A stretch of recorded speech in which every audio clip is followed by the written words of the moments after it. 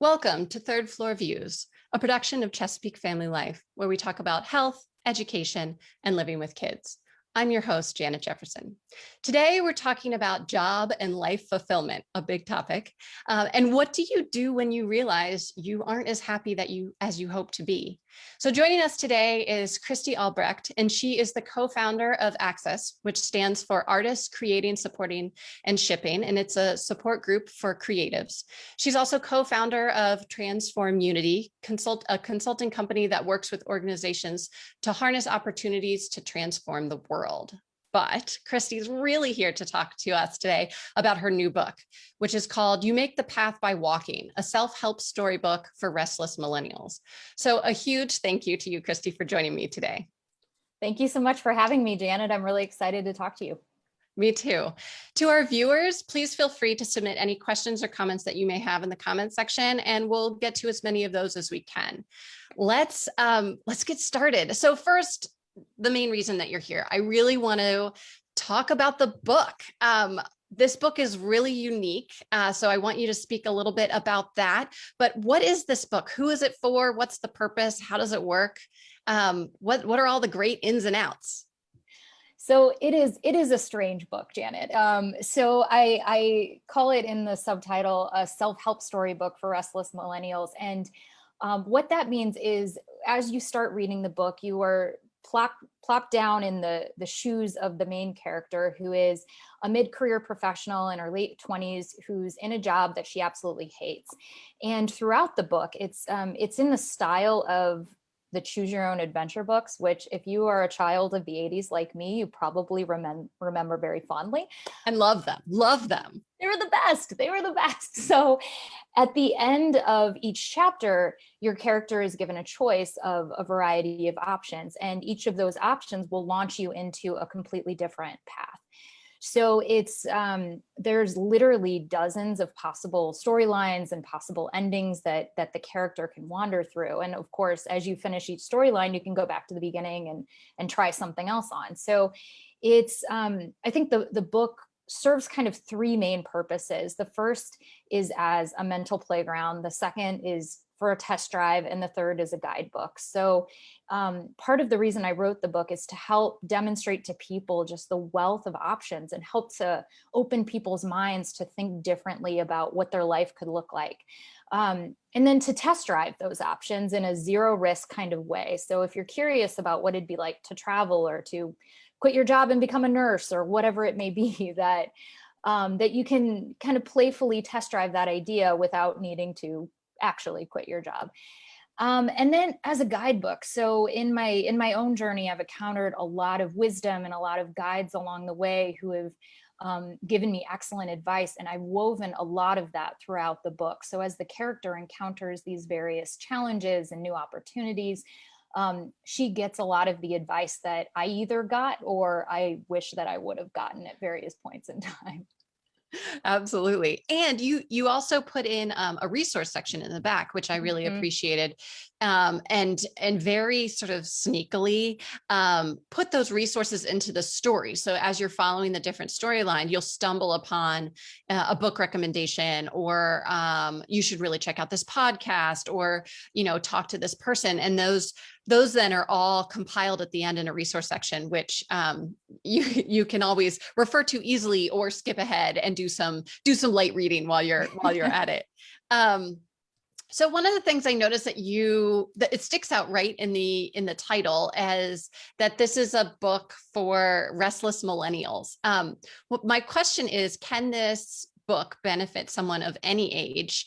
And then why did you target millennials specifically?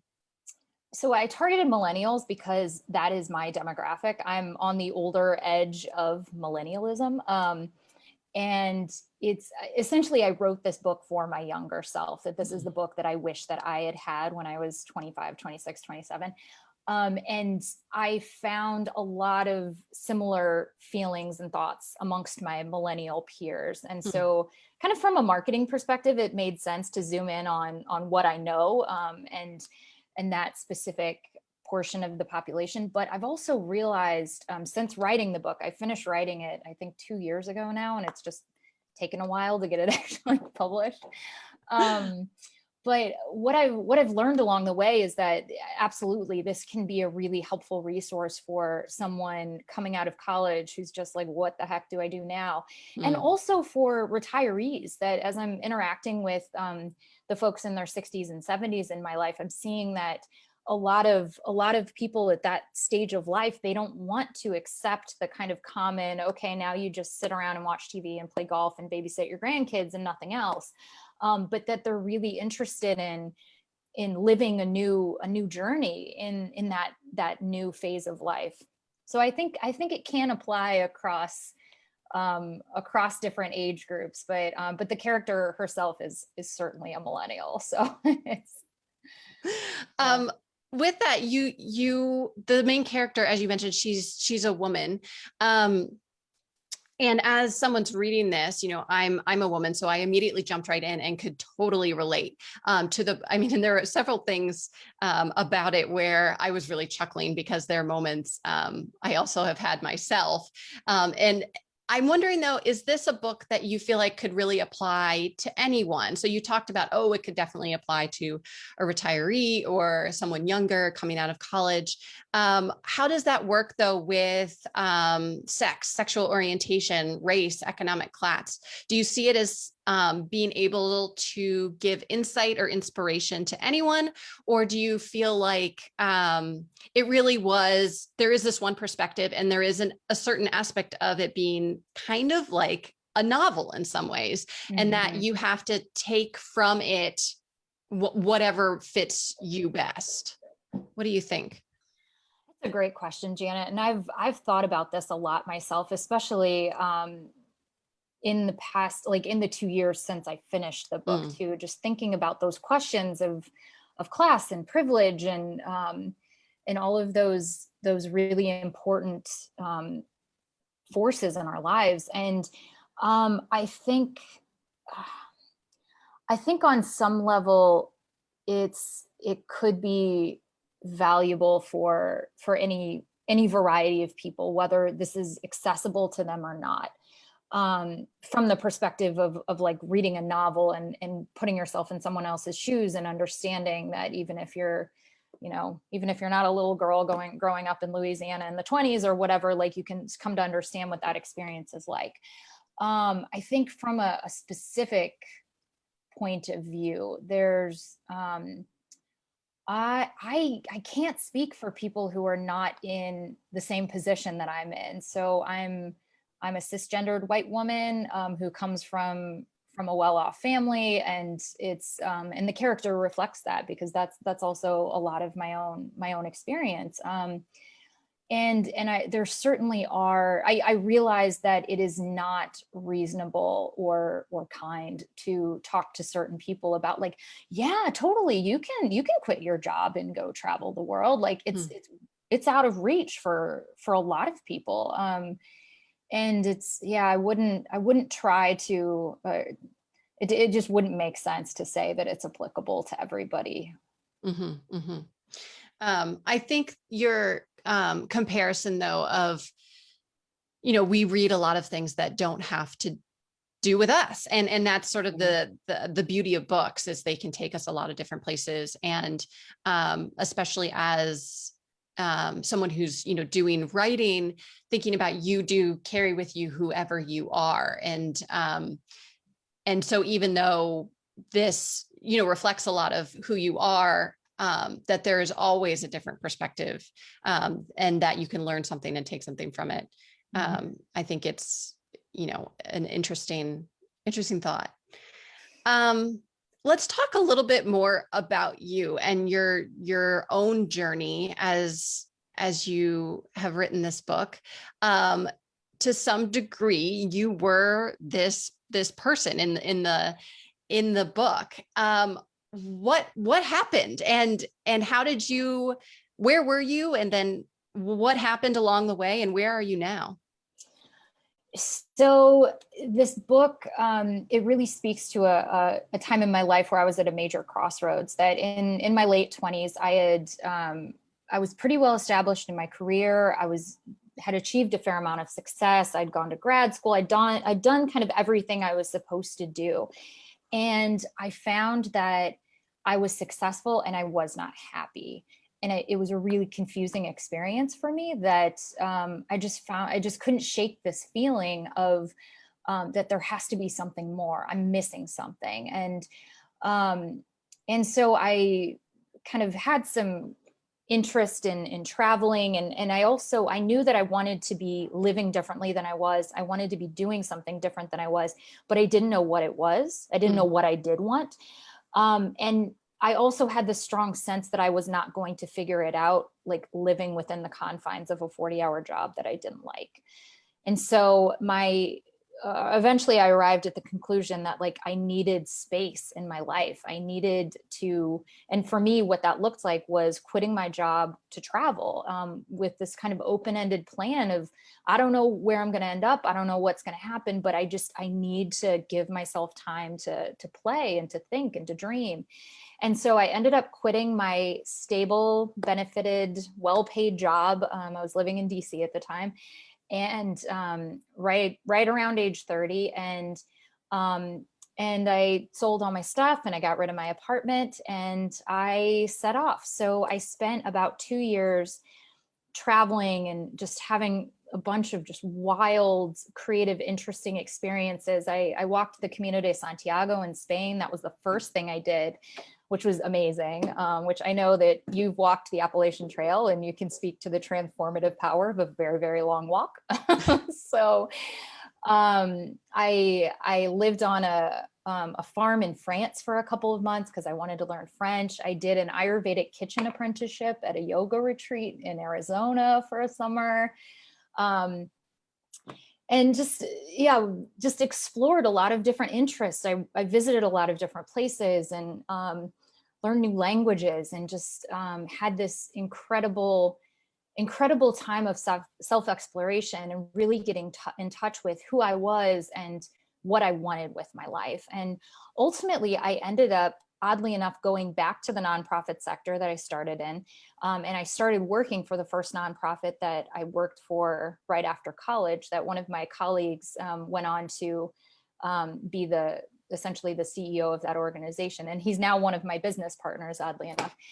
But it was the right time, the right job, the right opportunity. And I kind of plugged back in and worked there for another 2 years. And then about 2 years ago, myself and a couple of colleagues from that same nonprofit, we all left to start a consulting company. So now I've ventured into the wonderful world of entrepreneurship and consulting, and I'm working with various mission-driven organizations on strategy and just doing work that I absolutely love, and writing in the sidelines. So, do you feel like your mission was accomplished? Do you feel like you're happier now than you were before? 100%. 100%. I think if I had not made that leap when I did, I would have regretted it forever. Like, I don't think that desire would have gone away. And I think my instincts about needing space to figure out what I really wanted were dead on. And I'm so grateful for that 2 years of kind of wandering that I was able to have. And I wouldn't trade it for anything. Do you think you could have achieved the same end by whatever it is, starting your own company, doing consulting work, writing a book? Do you feel like you could have achieved that another way? Did you have to leave your job and wander the world for a bit, or could you have achieved the same thing by reading your book and maybe talking to a career coach? Or like, could you have had the same revelations that you did without going on the big trip? That's a really interesting question. I think, like, kind of one of my core beliefs as a human is that we have infinite possibilities before us. Like, I do not believe that every person has one right path for them. And that's certainly reflected in this book with 1,000 endings. It's that's part of my philosophy that's very visible in the book, is that I believe that it's there's a lot of different opportunities and that we have. And so I think if I had not chosen to travel at that moment in time, I would have found another way that I couldn't live with my life as it was anymore at that point. I needed something different, or I was going to be very unhappy. And in terms of what that would have looked like otherwise, I have no idea, but I also believe that I would have found a way to do things differently. And one of the kind of underlying themes of the book as well is about wherever you're at in your life, finding creative ways to do things differently. So I think a lot of times people kind of believe that they're stuck when it actually, and we do have very real constraints in our lives, financial and family and otherwise, but there's also this other set of constraints that we kind of build for ourselves, that we put ourselves in a box of, I can't do this, I can't do that. And the reality is that we're the ones who are telling ourselves that we can't do it. So it's, so yeah, I think I ultimately would have found a different way to live that made me more happy. But I think personally, I needed that drastic of a change that I don't think I would have been nearly as satisfied with just kind of incremental going on more vacations and that kind of thing. It's one of the things I loved about the book was how you are in this book, you're walking along with this woman and helping her make these decisions as choose your own adventure. And one of the things that you do is you'll pose these questions. Do you want to do this or this? And just now you were saying that, oh, we're so good at creating this sense of being trapped, and that are we really trapped? It's really, we're doing it to ourselves. And so one of the things I love about the book is that you force these moments of reflection that I have never really experienced, certainly not in a book before, where I feel like you're sitting next to me and you like call me out on the things that I'm thinking in my head. And I'm like, oh, how did she know that's what I was thinking? And one example that I want to bring is the character's having a conversation with a friend, and the friend's like, oh, I'm gonna connect you with this person, and I'm gonna set everything up for you. I'm gonna even gonna contact her so she knows you're gonna call. I'm gonna text you her number. Here's like all the information, and you're gonna do it at this time of day. So like you've created the whole situation, and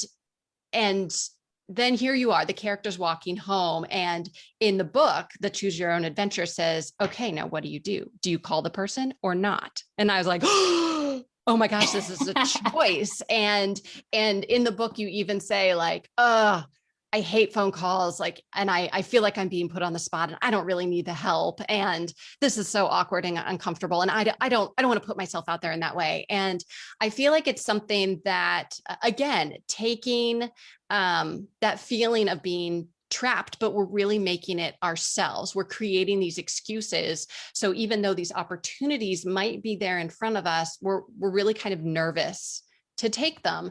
And there are multiple times that you do that. You present these situations, these opportunities, but you give the reader an option, either take the opportunity or don't. And sometimes it's a little bit more nuanced than that. It's not always clear even what's the opportunity and what's not. And like, can you sort of wiggle your way into this other choice, the third choice? And I think it's brilliant because it does call out a lot of the times when we are making bad decisions, but you make it clear, like, oh, you know what? You probably shouldn't have done that. And I love it. I found myself laughing a lot. I found myself laughing at your writing because it's really funny, but I also found myself laughing at myself and being like, ooh, I totally do that. And that is not good. I really need to be better about how I'm making my life choices. So it was something that I really appreciated. And it's something that I think is unique to the book. One of the other things you just now mentioned was, family obligations or financial obligations. So earlier we had just talked about, what does this look like for someone who's not a white woman who's heterosexual and is moving through the world in that way. I guess, how does this work when you have those big obligations? when maybe you can't, maybe you have a lot of debt, or you do have a mortgage that you can't just sell your house, or you do have a family that either it's ailing parents or small children, or you have these ties that don't give you very obvious wiggle room to make some of these decisions or take some of these leaps. Do you feel like there's space for people in those situations to make bold, daring change? I hope so. I hope there is. Like I mentioned, one of the kind of main philosophical pillars of the book is about just thinking creatively about how you can live your life differently. And that can be in your minute day-to-day life. That could be about how you interact with your work. And then it can go all the way to these kind of extreme life changes of selling everything and moving, and or starting a business or whatever it may be. But I think for like, I can, like, thinking about that specific question about like someone with a mortgage and kids and a family and, debt or whatever. I can give examples of, like, actually my brother, he's a year and a half older than me, and he did the same thing I did, but he did it a year before I did. So he was one of my most important guides along the way, that he showed that this is possible to try something wild like this. And so now he's a lawyer, and he works full time, and him and his wife have just moved to Canada. So he's still working full time virtually as a lawyer, but now they're living on 14 acres of property, like 2 hours north of Toronto, because they wanted their kids to have the wide open spaces, and they wanted to be outside of the city and all of that. And I think that just goes to show that, like, he's got a lot of financial commitment. There's law school debt, and there's mortgages and all of that kind of stuff. He's got a family to take care of. But it is still possible to think differently about your setting, about, maybe ideally he would love to, like, I don't know, quit his job and open a coffee shop or something like that. And, like, that's not a financial reality for him or a financial possibility, but it is still possible to think about different ways of living and that kind of thing, which I think the pandemic is showing people in a really powerful way. That it's there's a lot of people who knew before the pandemic that, hey, I can do as much virtually as I can do in person. But it's taken the pandemic to show companies that that's true. And a lot of people in the pandemic are thinking, they're looking at their lives and saying, actually, I don't want this anymore. I don't want it. I don't want to go back to an office. I don't want to go back to being chained to a desk. And so, yeah, I think kind of the biggest takeaway is to think about, like, how can you creatively interact with your environment, and what assumptions have you been making that you can challenge and test and break through. Mm-hmm, mm-hmm. So if one of your friends came to you and said, "Hey, I'm feeling really stuck. I really don't like my job. I feel trapped." What would be some advice that you would give them? What would be maybe even some first steps that you would say, "Okay, here's my big advice, but here's some tangible things that you can do today"?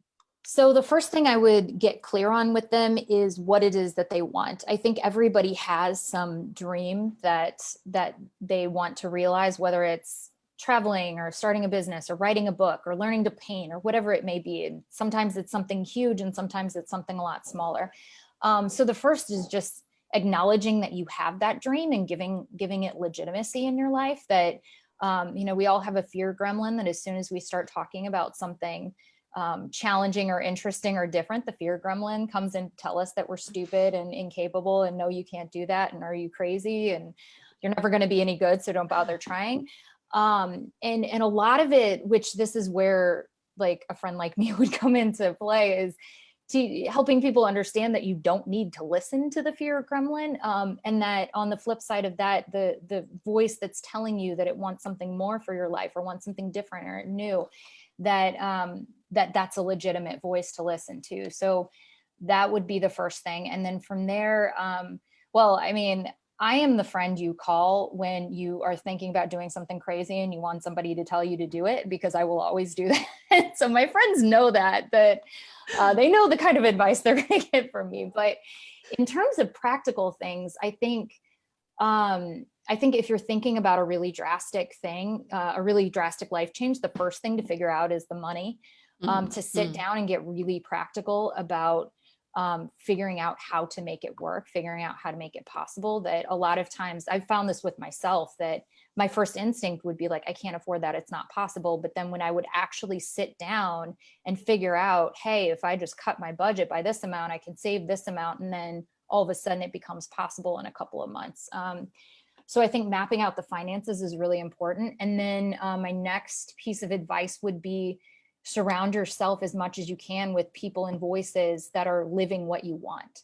So if you want to be a writer, for instance, and everyone around you is an accountant who doesn't do anything creative, then you feel like a crazy person because you're like, but I want to write a novel. And everybody else is like, let's just crunch more numbers.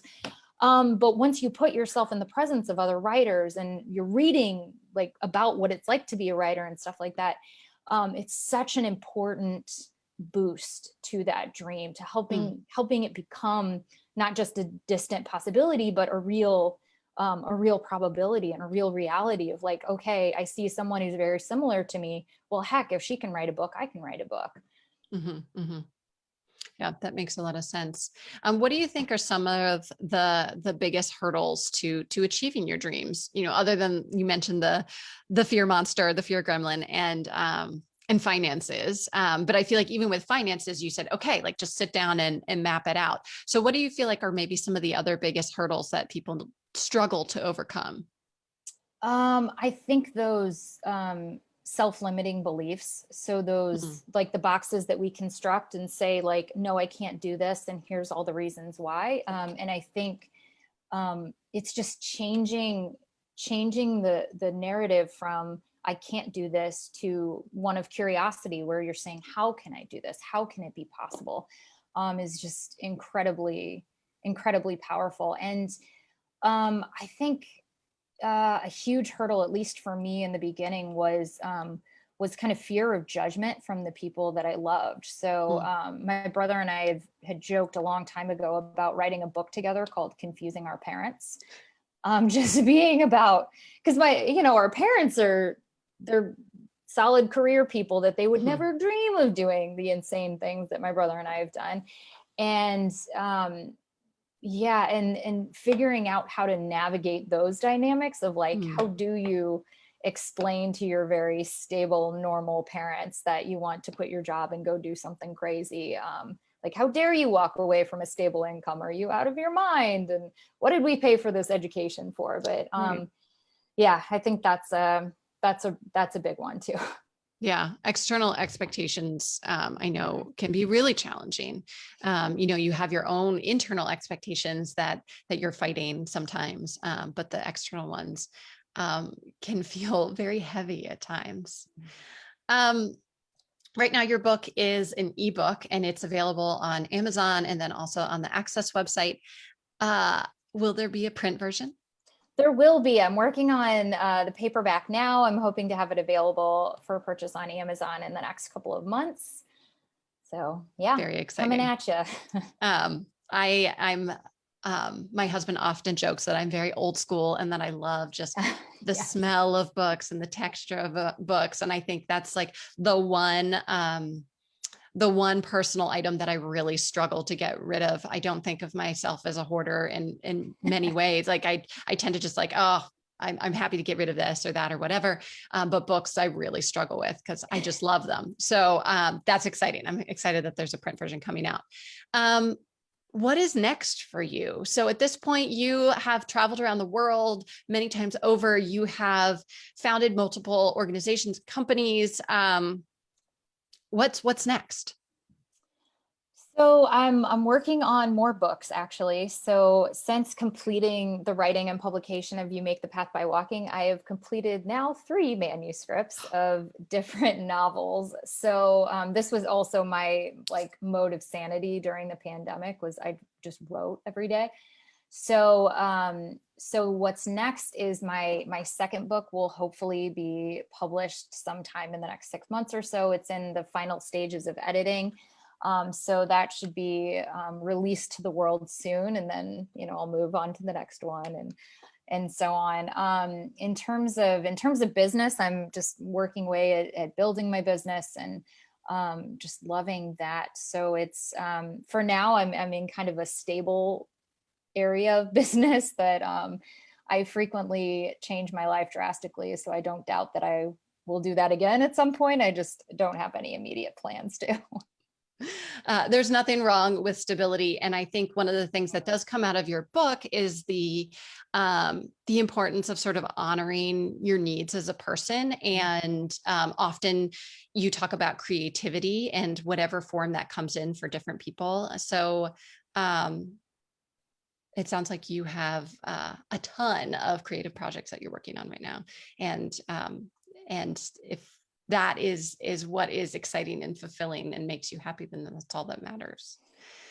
Well, thank you so much to Christine Albrecht, author of You Make the Path by Walking, a self-help storybook for restless millennials. Thank you also to all of our viewers and listeners today. Make sure that you do visit ChesapeakeFamily.com for up-to-date local information on home, health, and living for today's Maryland parent. This episode will be archived on ChesapeakeFamily.com in both podcast and video format. You can also find links to Christy's book and her organizations. Access is a really cool organization that does help you get things done. So it's worth checking out. I'm Janet Jefferson with Chesapeake Family Life and Third Floor Views. Thank you so much.